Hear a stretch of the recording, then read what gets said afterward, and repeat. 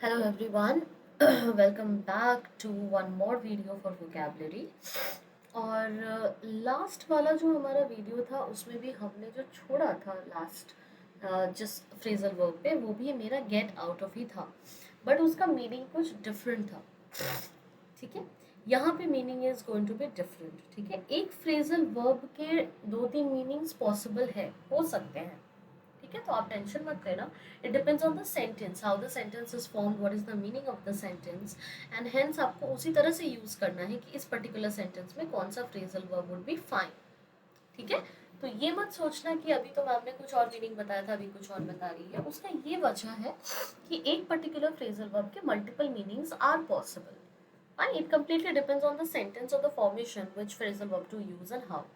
Okay, so let's begin with the first phrasal verb for the day, which is again get out of. Get out of हम एक बार कर चुके हैं. This is the second get out of that we have. To recover from or overcome something, किसी चीज से recover करना या किसी चीज को overcome करना. ठीक है, drinking a lot of water helps in getting over an illness, किसी चीज से बाहर निकलने में हेल्प करता है या फिर किसी चीज को ओवरकम करने में हेल्प करता है। तो गेट आउट ऑफ का मीनिंग ये भी होता है। Next up we have is get through. Get through meaning to complete और एंड्योर एन अनप्लेजेंट एक्सपीरियंस। कुछ खराब, कुछ अनप्लेजेंट एक्सपीरियंस अगर है, उसको एंड्योर करना मतलब झेल जाना, या फिर उसको एक्सपीरियंस करना। ठीक है, उसको गेट थ्रू कहा जाता है।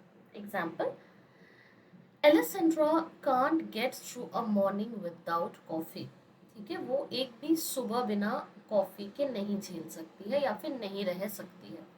तो get through means to complete और एंड्योर, किसी तरह की एक्शन को कंप्लीट करना या किसी तरह की एक्सपीरियंस को वापस से देख के उसको एम्ब्रेस करना, झेल जाना, that is getting through. Then we have it get to. Get to का मीनिंग होता है टू अनॉय और बॉदर समवन, किसी को परेशान करना, किसी को डिस्टर्ब करना, उसके लिए आप गेट टू यूज करते हो। Example, people who don't clean up after their dogs really get to me. ठीक है, तो जब भी क्लीन अप नहीं करते हैं अपने आप को after their dogs, then that particular thing really get to me, मतलब मुझे वो चीज़ बहुत ज़्यादा अनॉय करती है। तो इंस्टेड ऑफ सेइंग कि you are annoying me, you can say you are getting to me. That means you are annoying me, और या फिर you are bothering me, your action is bothering me, your words are bothering me, कुछ भी हो उसके लिए आप gate to इस्तेमाल कर सकते हैं। The next one you have is get together. Get together का मीनिंग होता है to gather socially, socially gather करना किसी चीज के लिए। Example, the volleyball team is getting together for dinner after practice. Okay, तो गेट टुगेदर आप यूजुअली पार्टीज एंड पिकनिक्स को भी बोलते हो, तो वो भी चलेगा, दैट इज ऑल्सो फाइन। ठीक है, आपने सुना होगा कहीं पे भी कुछ गैदरिंग हो रही है या पिकनिक्स वगैरह होता है तो आप उसको गेट टुगेदर कहते हो। Instead of saying that you're going for a picnic or a party or something, you usually or you can say that you're going for a get together. Even that is correct. ठीक है, इसका meaning ही होता है to gather for any social kind of event. Fine. Okay. Post this we have giveaway. Giveaway meaning to donate something or give something for free. किसी को कोई चीज donate करना या किसी को कोई चीज दे देना फ्री ऑफ कॉस्ट, पैसा ना चार्ज करके। Minty gave her prized doll collection away, मतलब कि दे दिया, डोनेट कर दिया। या फिर मिंटी गिव अवे हर प्राइज्ड डॉल कलेक्शन, दोनों ही करेक्ट है। मैंने आपको पिछले वीडियो में भी समझाया था कि फ्रेजल वर्ब को पूरा पूरा एक साथ या फिर आधा तोड़ के भी आप लगा सकते हो, सेंटेंस को ग्रामेटिकली करेक्ट माना जाता है। सो गिव अवे का ये मीनिंग और यूसेज होता है। Give up. गिव अप के कई सारे मीनिंग्स हो सकते हैं। One of them is to accept defeat, quit और सरेंडर, किसी तरह के डिफीट को एक्सेप्ट कर लेना या किसी चीज को, किसी टास्क को बीच में छोड़ देना या फिर सरेंडर कर देना किसी चीज से। तीनों चीजों के लिए गिव अप का इस्तेमाल करा जाता है। Karen felt like giving up every time she saw the scoreboard, मतलब कि क्विट कर देने का मन करा या हार मानने का मन करा।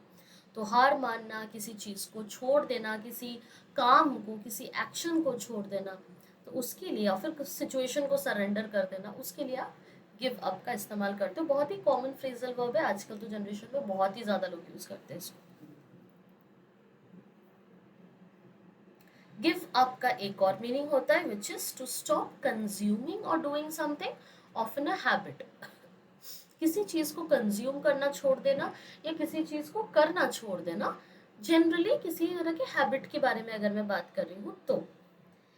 men gave chocolate up because of his migraines, या फिर men gave up chocolate because of his migraines। किसी चीज को कंज्यूम करना छोड़ देना या किसी चीज की आदत को छोड़ देना, उसको भी गिव अप करना कहा जाता है। गो अगेंस्ट, गो अगेंस्ट का मीनिंग होता है just as the name says to disobey, contradict, oppose और फाइट समथिंग। किसी तरह की बात को डिसओबे करना, किसी बात को कॉन्ट्राडिक्ट करना, अपोज करना या फिर फाइट करना, सब के लिए गो अगेंस्ट का इस्तेमाल बराबर होता है।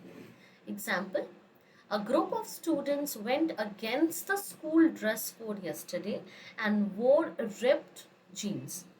ठीक है, मतलब कुछ एक सर्टेन रूल्स है लेकिन उसके अगेंस्ट जाके, गो का ही पास्ट टेंस होता है वेंट, तो यहाँ पे वेंट अगेंस्ट और go against both are same, बस वो टेंस की वजह से गो की जगह पे वेंट यूज करा गया है। ठीक है, तो कंफ्यूज मत होना।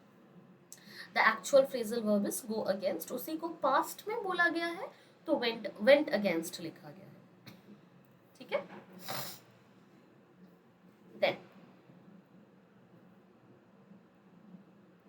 then you have